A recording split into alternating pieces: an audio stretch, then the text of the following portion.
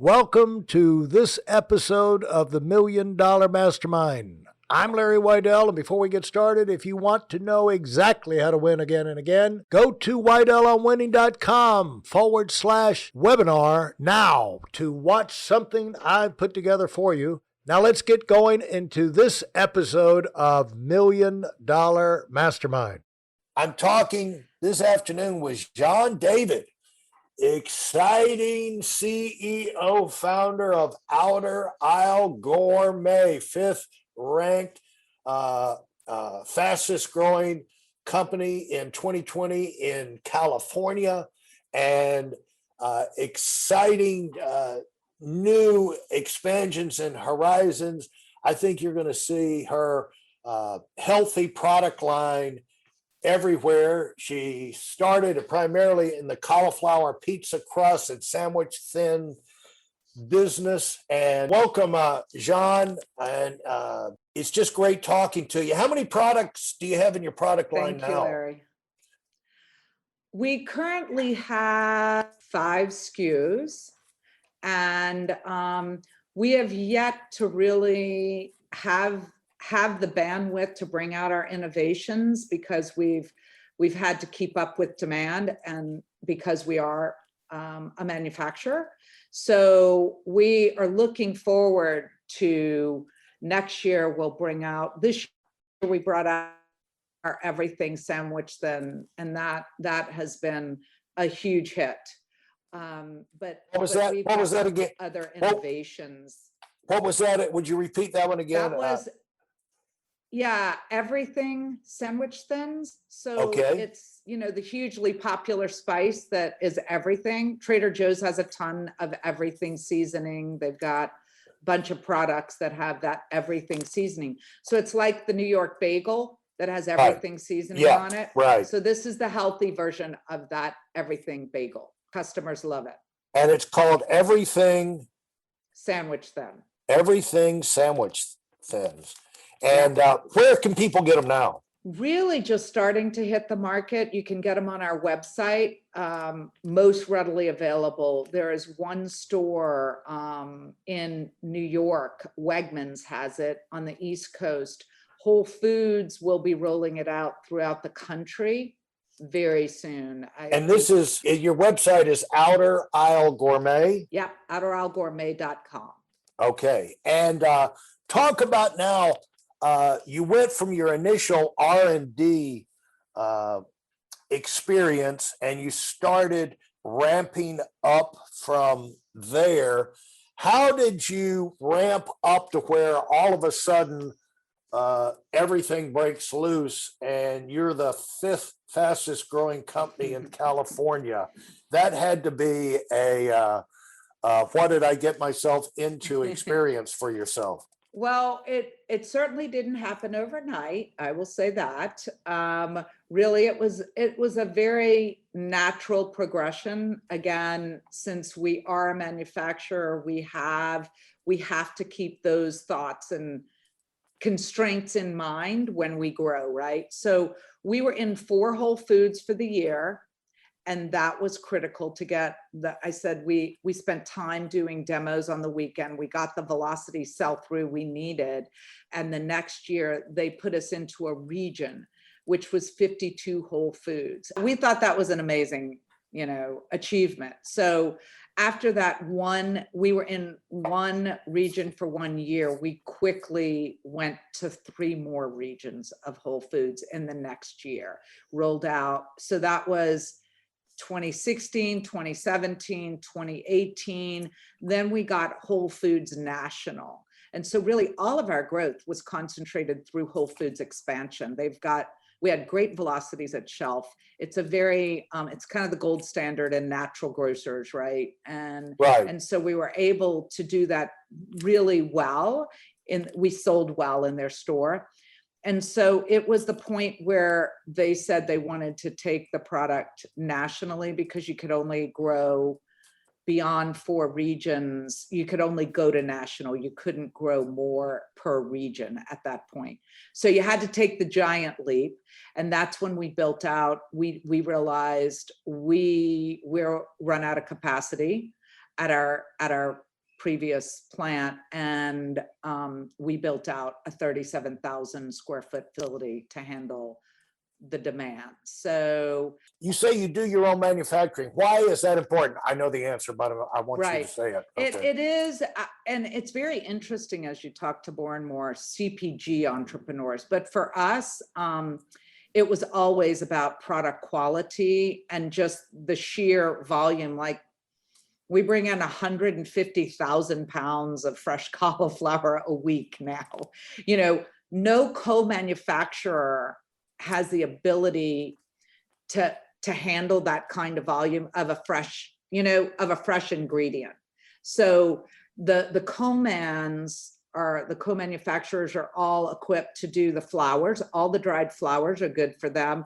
Things that, are easy to mass manufacture. So we decided early on to go into manufacturing to protect our trade secrets and maintain the high quality standards we wanted our product to always have. So we made that commitment early on. And how big was your first, all of a sudden now you get an idea, but it gets real when you start committing to a manufacturing facility. Right. Yeah, our first one was when we got 52 Whole Foods. We had been in a shared kitchen. We then needed our own, and we got a 5,000 square foot building, but 3,000 of that was actually production floor. So really 3,000 square feet basically. And we thought that our projections said that would hold us for 3 years. Well, in fact, in 2 years, we began, again, doing the run rate and going, we're going to be at capacity at the end of next year. We got to build out. So we made that leap of faith, which always is a leap of faith. It's kind of like, if you build it, they will come.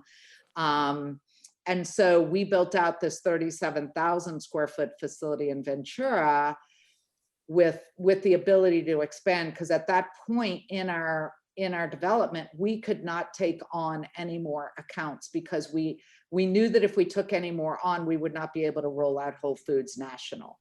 And so we kind of had to keep capacity for Whole Foods National all during 2018. We moved into our new facility in October, November of 2019, rolled out Whole Foods National, was able to begin, tracking. And then 2020 hit. So 2020 was our first year to aggressively go pursue accounts, and COVID hit. So now, I think at the beginning of this year, we were probably in 1,250 doors, and at the end of this year, we'll exceed 5,000 easily, but our velocities at shelf are very strong. So we move a lot of product through the doors that we're in. So how you can keep in your sanity now with, because the thing is, success explodes a lot of businesses. Yes. They can't keep up with success. Hyper growth can. Yeah. Hyper growth can do it. And so, but the other thing is psychologically, Mm-hmm. Yeah. you were this person who had this idea and showed it to your son. Hey, let's do it. And now, the lightning bolts are coming in from all, and the commitments, and your life now has picked up hyper speed. Yes. Yes. Decisions need to be made, people, situation. And how did you navigate all that now? Hey, listen, there's a lot of information online, but there aren't a lot of people who've actually done something. In my case, I've actually built a successful business that's accrued over $5 billion in assets under management and has done well even during trying times. Now, if you want to know exactly how I've done this, go to whiteelmwinning.com/webinar now. I've compressed a decade of learning into 5 short weeks just for those of you who want to give yourself an incredible advantage and are tired of waiting and watching others move up. I would say it happens, again, this doesn't happen overnight. It's a progression. But I constantly talk to our team about saying every 3 months, we're basically a different company. And I like to tell new employees as they come on, if, understand if you're coming to work for a company to do the same thing you do every day, and you like your, in a box thing, this is probably not the company for you. And that's really okay. You just need to know if this is what you like, we want you on our team, because we're growing, we're moving, we've got big thoughts and plans. And, it takes a lot of resources. It takes a lot of mental, and it's demanding. I mean, I was on a call this morning with our executives, and it's a great time for you to ask that question, because we just signed a lease now. So we're 2 years, right? We're not even 2 years into this building. It's 2021. In November of this year, we'll have been in here 2 years. We're already pushing capacity. So we just signed a lease for our next manufacturing facility in Texas. And that, again, feels like a huge leap, but we can't wait a year to make that decision when we're at capacity in this facility. And we know the innovations we have in the pipeline that will take us there. So you have to take that giant step forward before you really have, everything you need. So you had talked early on about, for entrepreneurs, I think one of the big things you have to constantly face is fear, and shutting that down, and not being overwhelmed and overcome with fear, because you're basically concepting all the time. And it feels a little bit like, okay, am I crazy? Is this going to happen?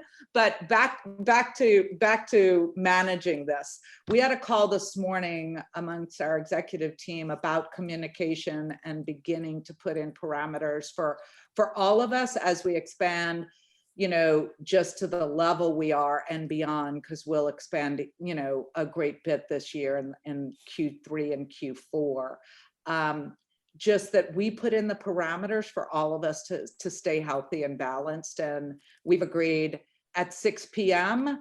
we turn off business and are with our family and friends. And on weekends, it ends Friday at 6 p.m. and we pick it up again on Sunday at 6 p.m. That gives you that little bit of window that you can preempt things for Monday morning, as you're doing your planning Sunday night to start your day Monday morning. And I'm finding the need for those kind of parameters, so that giving us the structure to maintain our health and well-being, because really this kind of hyper growth would really burn out our team if we didn't turn it off. Well, let's be honest now, Jeanne. The thing is, you're turning off the physical being present at it, and new things coming up, you kind of like stop.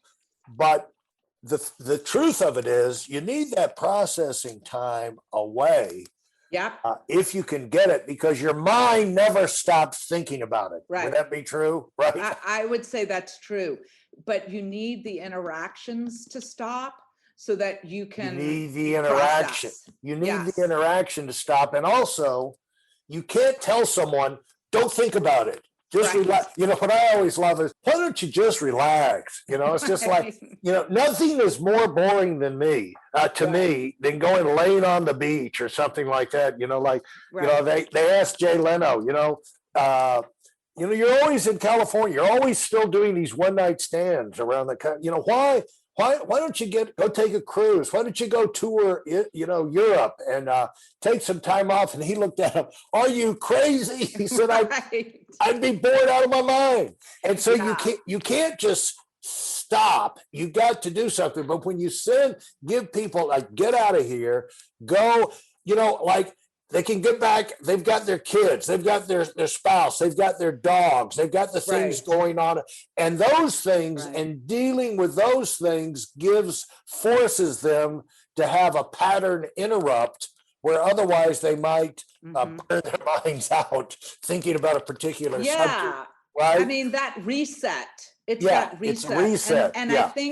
I think our executive teams and high growth companies, they need to be given that permission to not always be on. I mean, people, the whole workaholism thing, it is not so great. I was reading an article in Inc. magazine about entrepreneurs and how basically that atmosphere can create the environment for manic depressive, because there's times when you have to go for a week. You're like on mania.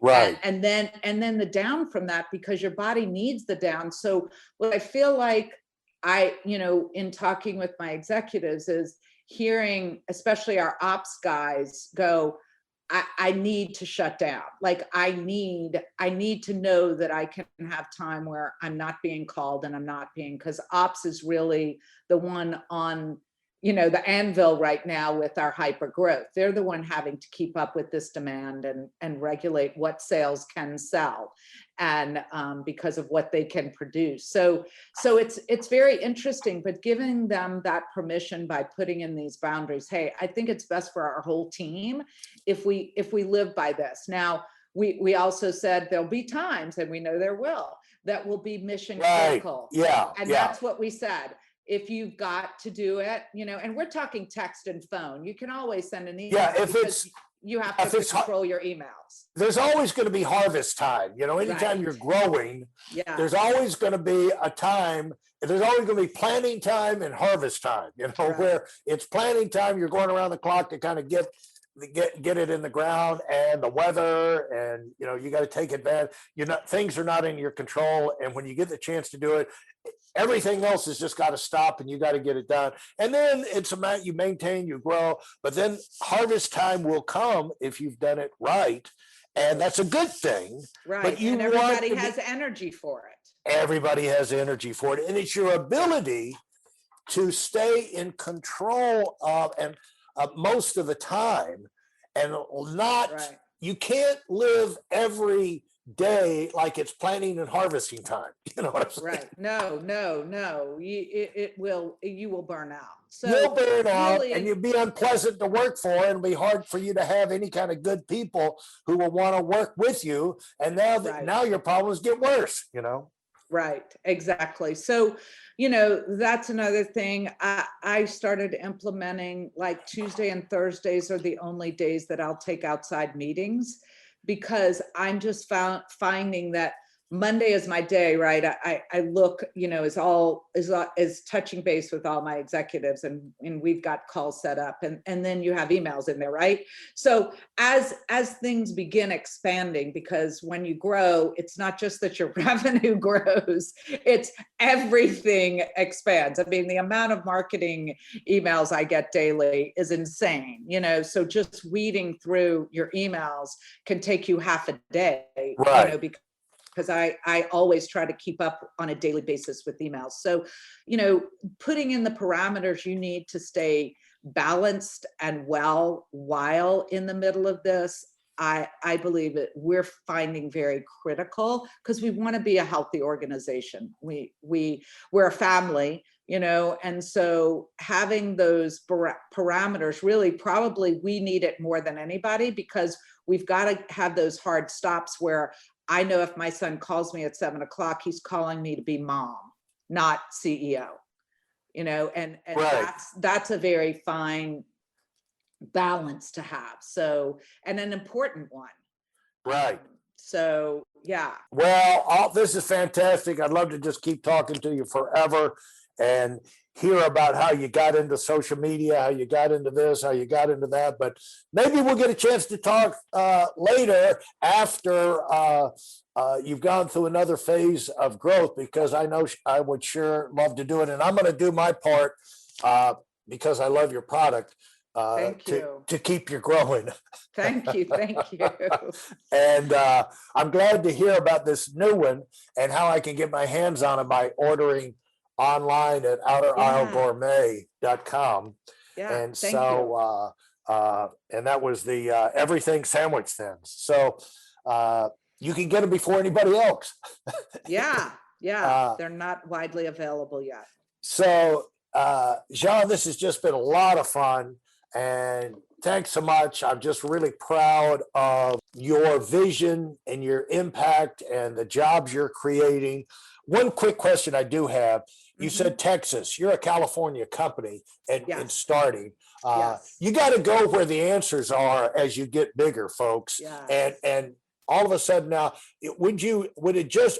I'm just too curious about how you got a thing in Texas. Okay, I'm going to tell you, and it's not the cliche California company moving to Right. Texas, you know, Right. it makes a ton of sense for us because Texas is middle of the country distribution. That's huge. So when you think we're shipping from California to the East Coast right now, Oh boy. and everything out of California is exorbitantly more expensive because we grow 80% of the world's fresh vegetables and fruit. So April to August, everything leaves this state. So distribution goes up, like just shipping goes through the roof. So the cost, there's nothing of, you know, there's limited. Right. So what we're going to do is we're going to have middle of the country distribution, which is huge. We're going to also have redundancy in our manufacturing right now. You know, California's fire and earthquake. So we'll have that redundancy that's so key. We'll have the expansion capabilities that we very much need. And also we'll have supply chain differentiation, you know, which we can get fresh organic cauliflower out of Mexico at that point and not just fully rely on the California crops that we do. So, you know, if we decide to do that, it's all about capacity and what our suppliers can supply us with. So Texas gives us access to a different set of suppliers that will be necessary as we grow. Oh, well, thanks for explaining that. But by the way, it would have been all right if it was a cliche, leave California, go to Texas. That would have been fine too. Yes. Hey, thanks so much, Jeanne. All right. I'm really excited about your future. Congratulations. Thank you so much, Larry. It's been a pleasure to talk to you. It's been a pleasure. If you enjoyed what you've heard and are dead serious about finding out for yourself exactly how this works in the real world, I've taken the most valuable business lessons I've learned over 40 years and put them into something for you to watch. Go to whiteelemwinning.com/webinar now in order to move up as fast as possible. I'm Larry Weidel, and I run the $1 Million Mastermind. Go, go, go.